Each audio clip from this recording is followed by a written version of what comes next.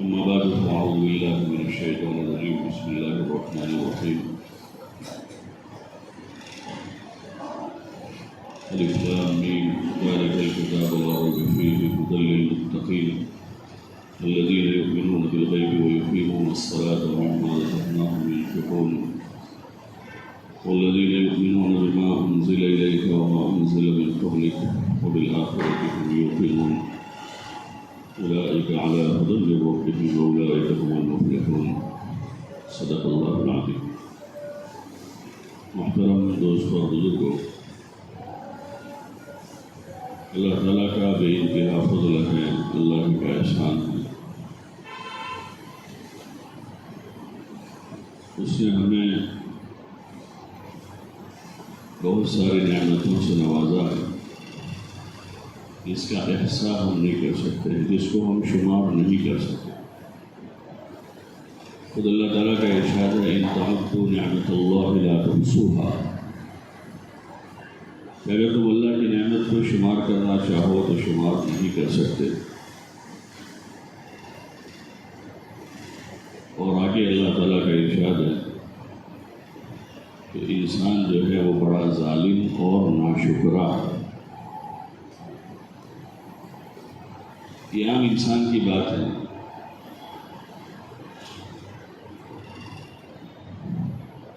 ورنہ آدمی کی اگر تربیت ہوئی ہے تو پھر اس میں یہ چیزیں باقی نہیں رہتی. جیسے زمین پر صحیح محنت نہیں ہوتی تو کچھ بھی ہوگا نکلتا ہے، کانٹے دار درخت ہوتے ہیں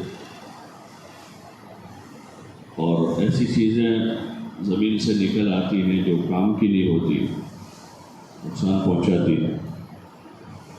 اور اگر صحیح رخ کی محنت ہو تو اسی زمین سے جو ہے گیہوں، چاول اور مختلف قسم کے پھل اگ نکلتے ہیں. تو ایسے ہی انسان کا حال ہے، اگر اس پر محنت نہیں تو پھر اس میں یہ صفتیں پیدا ہو جاتی ہیں. وہ نعمتوں پر ناشکری کیا کرتا ہے. تو اس کی نعمتوں کو ہم شمار نہیں کر سکتے، اتنی ساری نعمت ہے. ایک بزرگ کہتے ہیں وہ تکلیف میں تھے، پریشانی میں تھے، ان کے پاس سفر میں توشہ ختم ہو گیا، چلتے ہوئے جوتے پھٹ گئے، ٹائر گھس جاتے. آج کل تو سواریوں کے ٹائر گھستے، اب تو کہاں جوتے گھستے ہیں. پہلے تو لوگ جوتے کو اتنا استعمال کرتے تھے، ابھی قریب زمانے میں سلیپر میں بھی پیچھے سوراخ ہو جاتا تھا، اتنا وہ استعمال ہوتا تھا. اور جو موٹے شال والے جوتے ہوتے تھے وہ پتلے ہو جاتے تھے، وہاں تک لوگ اس کو استعمال کرتے تھے. اب فراوانی ہو گئی ہے اور سواریاں ہو گئی تو جوتوں کا استعمال ہی کم ہو گیا ہے. تو چلتے ہوئے جوتے پھٹ گئے، جہاں تک کہ اس کو پھینک دینا پڑا، ایسے حال ہو. اب چلے ہیں بغیر جوتوں کے تو پیر چھلنے لگے. تو ان کو یہ احساس ہوا کہ میرے پاس جوتے بھی نہیں ہیں. اتنے میں دیکھا کہ ایک آدمی جا رہا ہے جو گھسٹتا ہوا جا رہا ہے، اس کے پاس دو پیر ہی نہیں ہیں، دونوں پیر کٹے ہوئے اور وہ گھسٹتا ہوا جا رہا ہے. تو جب میں نے اس کو دیکھا تو مجھے اللہ کی نعمت کا احساس ہوا کہ میرے پاس دو پیر ہیں.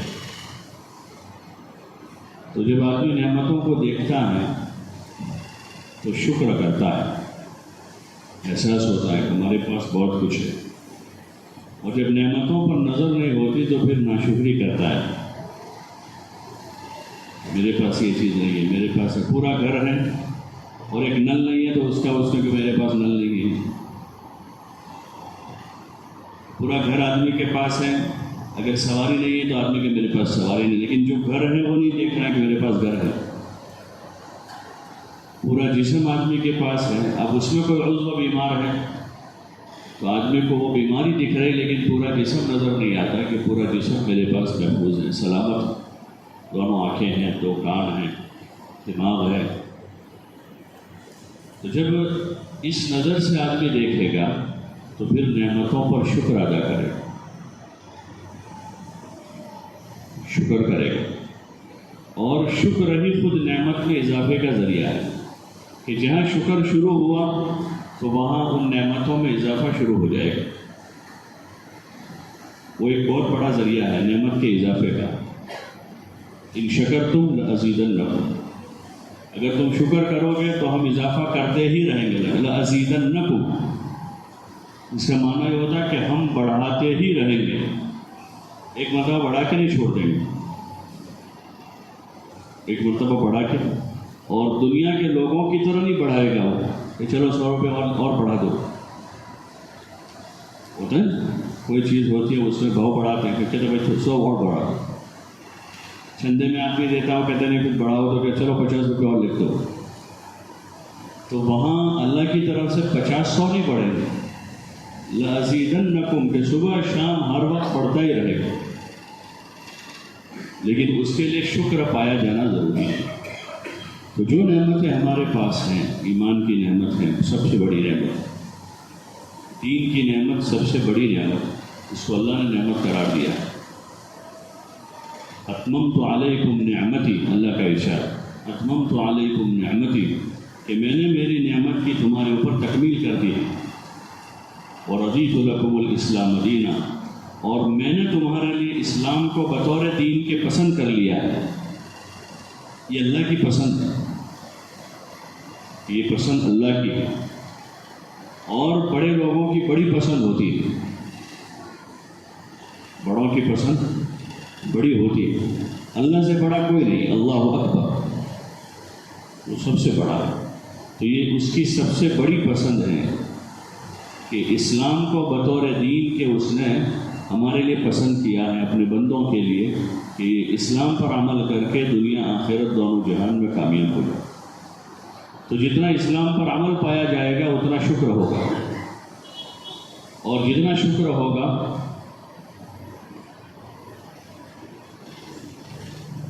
اتنا اضافہ ہوتا ہی رہے گا. جتنا بھی شکر ہو اتنا اضافہ ہوتا ہی رہے گا، وہ اپنے آپ اضافہ ہوگا، چاہے ہم چاہیں گے نہیں چاہیں گے، کیونکہ وہ اوپر سے فیصلہ ہوا ہے کہ ان کو اضافہ کیا. اس لیے بہت سے لوگ دنیا میں ہیں جو دنیا چاہتے نہیں ہیں. صحابہ کی جماعت وہ نہیں چاہتے تھے تو ان کے پاس مال آ گیا، لیکن ان کے پاس اتنا آیا کہ وہ خرچ کر کے تھک گئے، آتا ہی جاتا تھا. ایک بزرگ کا قصہ بدل صدقات میں بھی حضرت شیخ نے لکھا ہے کہ وہ بیت اللہ کا طواف کر رہے تھے کہ اس وقت کا جو حاکم تھا، بادشاہ تھا، وہ آیا بیت اللہ میں اور ملاقات ہوئی. اس کو جی میں آیا کہ ان کی کچھ خدمت کر دوں میں. تو پوچھا کہ کوئی خدمت میرے قابل ہو، کوئی حاجت، کوئی ضرورت ہو. تو انہوں نے کہا کہ اللہ کے گھر میں اللہ کے غیر سے مانگتے ہو مجھے شرم آتی ہے. اللہ کے گھر کا طواف کر رہا ہوں اور میں اللہ کے غیر سے کوئی حاجت طلب کروں. تو وہ ٹھہر گئے کہ جب یہ طواف سے فارغ ہو کر حرم سے باہر نکلیں گے پھر پوچھیں گے. تو حرم سے باہر نکلے جب فارغ ہو کر تو وہاں باہر کھڑے رہے اور پوچھا کہ کوئی حاجت، کوئی ضرورت ہو. تو وہ کہنے لگے کہ دنیا کی حاجت پوری کرو گے یا آخرت کی پوری کرو گے؟ تو وہ کہنے لگے دنیا میرے قبضے میں ہے، آخرت تو میرے قبضے میں بھی نہیں ہے. دنیا کی کوئی حاجت ہو تو میں آپ کی پوری کر دوں. تو وہ کہنے لگے دنیا تو میں نے اس کے بنانے والے سے بھی کبھی نہیں مانگی، یعنی اللہ سے بھی کبھی میں نے دنیا کا سوال نہیں، تو آپ سے کیوں کروں گا. ایسے صحابہ کا حال تھا کہ وہ اس کے طالب نہیں، لیکن چونکہ ان کے لیے برکت کا اور بڑھانے کا فیصلہ اللہ کی طرف سے تھا تو اللہ نے ان کو دیا. تو بعض صحابہ کا حال یہ تھا جب ان کے پاس آیا تو رونے لگے کہ کہیں ہمارے نیک عملوں کا بدلہ تو ہم کو دنیا میں نہیں مل رہا ہے. کہ دنیا کی وسعت ہو رہی ہے، فتوحات ہو رہی ہے، تو کہیں یہ نیک عملوں کا بدلہ تو نہیں مل رہا. ہم تو اصل آخرت میں چاہتے ہیں. تو جب اللہ کی طرف سے برکت کا دہانہ کھلتا ہے تو آدمی چاہے نہ چاہے اس کو لینا ہے، اس کو قبول کرنا ہے. پھر اس کو جگہ بتائی ہے کہاں لگانا ہے، پھر اس کو جگہ بتا دی گئی کہاں لینا. لیکن اگر اوپر سے برکت کا دہانہ نہیں کھولا ہے اللہ کی طرف سے اضافے کا بہانہ نہیں کھولا ہے زندگی میں، جان میں، مال میں، اولاد میں، جتنی بھی آدمی کی چیزیں ہیں اس میں، تو پھر آدمی 1000 کوشش کر لے، بے اولاد اتنی کوشش کر رہا ہے کہ اس کے وہاں اولاد ہو جاوے، لیکن اللہ کے وہاں سے طے نہیں ہے۔ ایک فقیر آدمی مالدار بننے کے بڑے جتن کرتا ہے، نہیں بن پاتا ہے، حقیقت میں نہیں بنتا، تو مصنوعی طور پر وہ مالدار بننے کی کوشش کرتا ہے، یعنی دکھے ایسا، مصنوعی چیزیں ہوتی ہیں وہ ایسا دکھے جیسے مالدار ہو، تو وہ چاہے 1000 جتن کرے، لیکن چونکہ اوپر سے فیصلہ نہیں ہے تو اس لیے وہ نہیں ہو پاتا۔ تو جس چیز کا اوپر سے فیصلہ ہے وہ یہ ہے کہ شکر پر اضافہ کرے گا، اور یہ حتمی بات ہے، یقینی بات ہے کہ جب شکر پایا جائے گا تو اضافہ ہی ہوگا۔ اس لیے بندوں کے ذمہ ہے کہ نعمتوں پر شکر کریں، ہر وقت اللہ کا شکر ادا کرتے رہیں، کبھی ناشکری نہ ہو، کبھی ناشکری نہ ہو۔ اور اگر اللہ نہ کرے کوئی مصیبت ہے، تکلیف ہے، دنیا ہے، دنیا میں دونوں چیزیں، تکلیف بھی ہیں، راحت بھی ہے، دین بھی ہے، رات بھی ہے۔ کوئی چاہے کاروبار اچھا چلتا ہے، کام کاج اچھا چلتا ہے، دین ہی دین رہے، اور مزدور یہ چاہے کہ 5 بجے کے بجائے 3 بجے رات ہو جائے تاکہ دن جلدی پورا ہو جائے، تو وہ بھی نہیں ہوگا۔ دن بھی ہے، رات بھی ہے، راحت بھی ہے، تکلیف بھی ہے، اس کی نوعیتیں الگ الگ ہوتی ہیں، راحتوں کی نوعیت الگ الگ ہے۔ غریب آدمی ہے، اس کو 2 روٹی مل گئی تو راحت میں آ جاتا ہے، کہ 2 روٹی ہو گئی تو وہ راحت میں آ جاتا ہے۔ ایک عام آدمی ہے، 500 روپے کی دہاڑی مل گئی تو وہ راحت میں آ گیا، اور ایک کروڑ پتی کو اگر 1,00,000 روپے بھی نفع ہوا تو وہ رو رہا ہے کہ بہت کم نفع ہوا ہے۔ تو اس کی راحت 500 میں ہے اور اس کی راحت 1,00,000 میں بھی نہیں ہے، نوعیتیں جدا جدا ہے دنیا میں، راحت بھی ہے، تکلیف بھی ہے۔ راحت کے اسباب ہیں تو اس میں شکر ہے کہ آدمی شکر کے ساتھ رہے، اور اگر تکلیف کی صورت ہے تو صبر کرے، تکلیف کی صورت میں صبر۔ 100 بیماریوں کی ایک بڑی دوا صبر، بہت ساری چیزوں کا علاج ہے اس میں، آدمی صبر کر لے، جھیل جاوے، برداشت کر لے، روزی روٹی میں کمی ہے، بیماری سیماری ہے، یا اور کسی قسم کا حال ہے، آدمی صابر بن جائے، وہ نبیوں کا شیوا ہے۔ وَاصْبِرْ كَمَا صَبَرَ أُولُو الْعَزْمِ مِنَ الرُّسُلِ، حضور صلی اللہ علیہ وسلم سے کہا گیا کہ آپ بھی ایسا صبر کیجئے جیسا آپ سے پہلے جلیل القدر نبیوں نے صبر کیا ہے۔ وَاصْبِرْ كَمَا صَبَرَ أُولُو الْعَزْمِ مِنَ الرُّسُلِ، بہت بڑی چیز ہے، اور اس کو حاصل کرنا آسان ہے، اس کو حاصل کرنا آسان ہے، اور چیزوں کو حاصل کرنا مشکل ہے۔ صفتیں حاصل کرنا آسان ہے اسباب کے مقابلے میں، اسباب جو ہے وہ مقدر سے محنت کے بعد بھی نہیں ملیں گے اگر مقدر میں نہیں ہے، لیکن صفتیں ایسی چیزیں کہ اگر آدمی محنت کر لے تو اللہ اس کی محنت مجازے پر اس کو آج نہیں تو کل دے دے گا۔ صفتیں جو ہے نا، صبر ہیں، شکر ہیں، ایمان ہیں، اخلاق ہیں، یہ صفات ہیں۔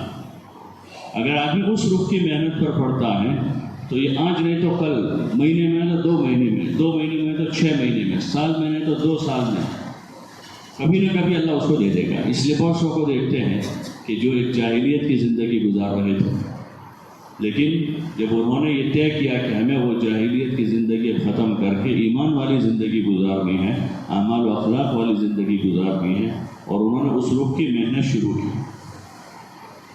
اس رخ کی محنت پر پڑے ہو، تو پھر دھیرے دھیرے دھیرے دھیرے ان کی جہالت والی زندگی ختم ہو گئی، یہ زندگی علم کی روشنی میں آ گئی، صفت پیدا ہو گئی۔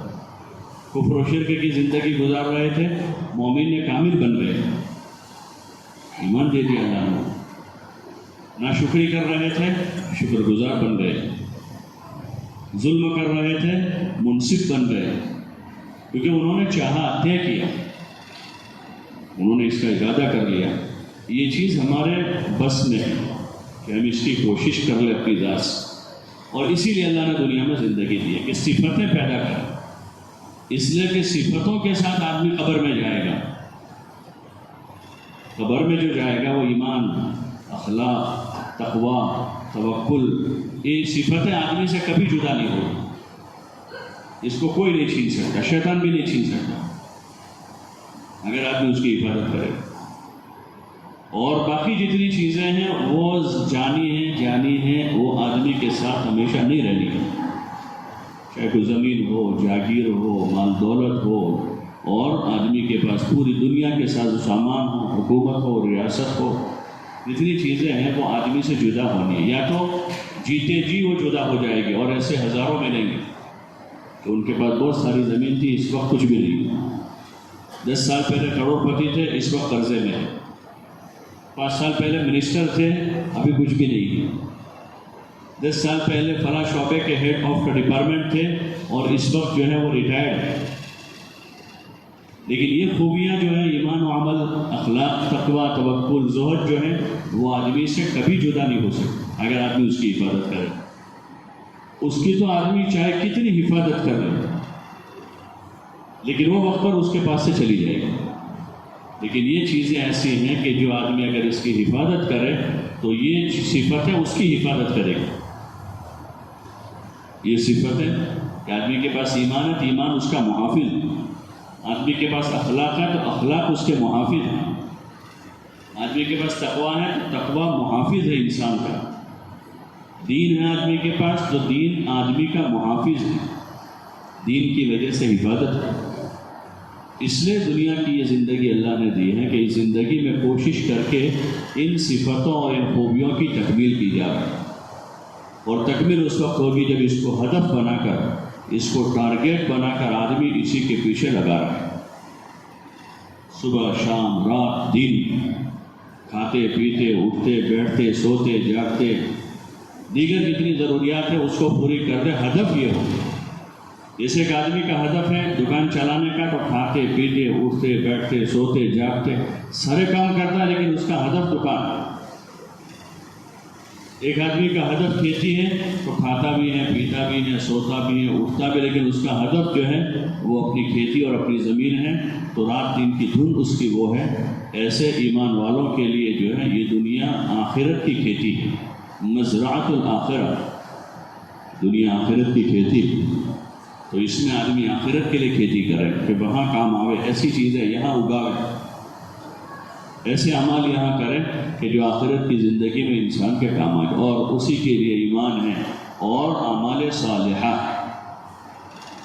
عبادات بھی جو ہے وہ اعمال صالحہ میں ہیں۔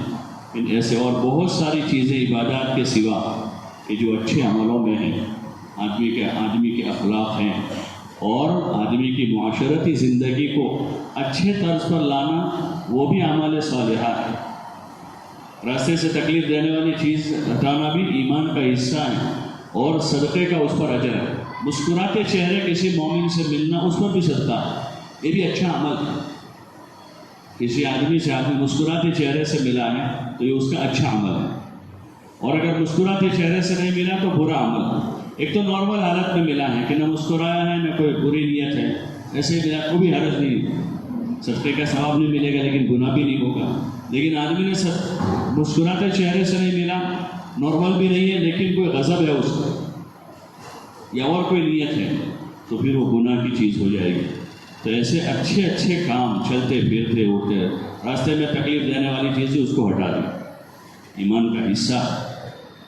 ہاں، کوئی پتھر پڑا تھا، کوئی روڑا پڑا تھا، کوئی ٹکڑا پڑا تھا، کوئی کانچ پڑا تھا، کانٹا پڑا تھا، آدمی نے اس کو اٹھا کے ایک طرف رکھ دیا، یہ ایمان کا حصہ ہے۔ اور جب یہ صفت ہوگی تو پھر آدمی کبھی راستے میں تکلیف دینے والی چیز رکھے گا نہیں۔ اس وقت تو ایسا ماحول ہو گیا ہے، ہر آدمی نے گھر کے آگے 10-15 پتھر رکھے ہوئے ہیں، اس کو تو ہٹانے کو کہا تھا، ہر ایک نے اپنے گھر کے آگے رکھے، اور کسی نے سواری لا کے رکھ دی، کسی نے اور کوئی چیز لا کے رکھ دی۔ حالانکہ یہ تو ایمان کی ایک صفت ہے، اماطۃ الاذی عن الطریق، کہ مومن جو ہے راستے سے تکلیف دینے والی چیز کو۔ ایک مرتبہ پر حضور صلی اللہ علیہ وسلم صحابہ کے ساتھ جہاد سے واپس آ رہے، ایک جگہ پڑاؤ ڈالا، تو پڑاؤ کی جگہ پہ کوئی راستہ بنتا ہے کہ جہاں لوگ ٹھہرے ہیں تو آنے جانے کا راستہ ہوتا ہے، تو کچھ صحابہ کی سواریاں وہ راستے پر آ گئے، تو حضور صلی اللہ علیہ وسلم نے فرمایا کہ جس نے کسی کو تکلیف پہنچائی اس کا جہاد قبول نہیں، یعنی اتنا بڑا عمل ہے۔ اور تکلیف اس وقت کیا ہو رہی تھی کہ سواریاں راستے پر تھیں، تو یہ ہٹانے کے لیے کہا کہ جس نے بھی کسی کو تکلیف پہنچائے لا جہاد لہو، کہ اس کا جہاد بھی قبول نہیں ہو۔ تو اس لیے کوشش کرنی چاہیے کہ ہمارے ہاتھ سے، ہماری زبان سے، یا ہمارے کسی کام سے کسی چیز کا عرف ہو جانا جائز ہونے کی دلیل نہیں ہوتی کہ بھائی اس نے اپنے گھر کے باہر پوٹلا بنا دیا، دوسرے نے بنایا، تیسرے نے بھائی آپ کے انہوں نے بنایا ہے، تو ان کا بنانا ہمارے لیے جائز ہونے کی علامت نہیں ہے۔ یا کسی نے اپنے گھر کے آگے کھمبا کاٹ دیا، کاٹ دیتے ہیں 2-4 فٹ چھوڑ کے کھمبا کاٹ دے کہ وہاں سے قریب سے کوئی نہ گزرے، تو وہ اگر کسی نے کاٹ دیا تو دوسرے کے لیے ایسا کرنا جائز ہو جائے گا؟ ایسا کرنا، ایک آدمی نے نماز چھوڑ دی ہے، فجر کی نماز پڑھتا ہی نہیں ہے، وہ دوسرے نے بھی چھوڑ دی کہ بھائی کیوں نہیں پڑھتے، کہ وہ بھی نہیں پڑھتا، تو یہ دلیل نہیں کہ وہ نہیں پڑھتا اس لیے میں بھی نہ پڑھوں۔ ایسے کسی غلط کام کا کسی ایک کا کرنا دوسرے کے لیے وہ دلیل نہیں ہے، بلکہ وہ گناہ کی چیز ہے، تو چاہے کوئی بھی کرے گا وہ گناہ ہی ہوگا۔ اس لیے کوشش کرنی چاہیے کہ یہ ایمان کی جو صفتیں ہیں وہ اپنے اندر محنت کر کے ہم اتنی پیدا کریں، اگر وہ صفتیں آئی تو برکتوں کے دہانے دنیا میں کھلوا کر آئے گی، قبر کی زندگی میں راحت کا ذریعہ ہو جائے گی، اور آخرت میں ہمیشہ کی کامیابی کا ذریعہ ہے۔ اس لیے اپنی جان، مال، جذبات اور صلاحیتوں کو اس پر لگانا چاہیے۔ اور دنیا اور اسباب دنیا ٹھیک ہے، انسانی ضرورت ہے، اللہ نے ضرورت کے طور پر اس کو لگایا ہے، تو اس کی چاہت غلط چیز نہیں ہے کہ آدمی روزی چاہتا ہے اللہ سے، روٹی چاہتا ہے اللہ سے، مکان چاہتا ہے اللہ سے، سواری چاہتا ہے، وہ غلط چیز نہیں ہے۔ آدمی کو اس کی دعا بھی کرنی چاہیے کہ اللہ پاک برکت والی، عافیت والی، عزت والی روزی دے، مکان نہیں ہے تو مکان بھی مانگے، حرج نہیں ہے، لیکن اسی کو ہدف بنا کر آدمی زندگی گزار رہا ہو اور اپنی جو اصل چیز ہے صفات ایمانیہ اس کو بھول کر آدمی جی رہا ہو تو بہت بڑے خسارے ہیں۔ زندگی کا ایک قیمتی سرمایہ اس میں لگانا چاہیے۔ یہ جو تبلیغ کا کام ہے اسی کا کہ ہر مسلمان اس میں جڑ کر ان فکروں کو بیدار کرے، اس معاملے میں آدمی بیدار رہے ہر وقت، اور اس فکر کے ساتھ زندگی گزارے کہ ایمان، اعمال، اخلاق، آخرت کے اندر کمال پیدا کرتے ہوئے دنیا میں زندگی گزار کر دنیا سے جاوے تو اس حال میں جاوے کہ اللہ راضی ہو، اللہ اس سے خوش ہو، اللہ اس سے راضی ہو۔ اور قبر جو ہے وہاں، یہاں سے زیادہ وہاں رہنا ہے۔ جن کے دادا کو 50 سال ہو گئے انتقال کے، اور 50 سال ہماری عمر نہیں ہوئے ابھی، لیکن ان کے 50 سال قبر میں ہو گئے۔ کسی کے نانا کو جو ہے 80 سال ہو گئے، کسی کے دادا کو 100 سال ہو گئے ہوں گے، کسی کے پردادا کو 200 سال قبر میں ہو، وہ یہاں 60 سال رہے، قبر میں 200 سال ہو گئے ہوں۔ ایسے ہم یہاں کتنا رہتے ہیں وہ پتہ نہیں، اس کے بعد قبر میں کتنا رہنا ہے وہ شاید یہاں سے زیادہ ہے۔ تو اس لیے وہاں کی آدمی، یہاں کی آدمی تیاری کرتا ہے، سوچتا ہے کہ بھائی ابھی تو ہمیں زندگی گزارنی ہے، گھر بنانا ہے، مکان خریدنا ہے، اس سے زیادہ رہنا قبر میں ہے۔ تو اس قبر کی تیاری کے خاطر روزانہ آدمی کو کوشش کرنی چاہیے، اور ان صفتوں کو اپنے اندر پیدا کرنے میں آدمی کو لگ جانا چاہیے، اور دوسروں میں چیزیں زندہ ہو اس کے لیے خیر خواہی کے طور پر اپنے دوستوں کو، بھائیوں کو سمجھانا چاہیے۔ اس کا نظام مسجدوں سے بنتا ہے، جماعتیں جاتی ہیں، گھر گھر جاتے ہیں، ملاقات کرتے ہیں، تیار کرتے ہیں، پھر کہ راہ خدا میں نکل کر مستقل ہر آدمی جو ہے اس کی محنت اور فکر کرے۔ اللہ تعالی ہم سب کو عمل کی توفیق عطا فرمائے۔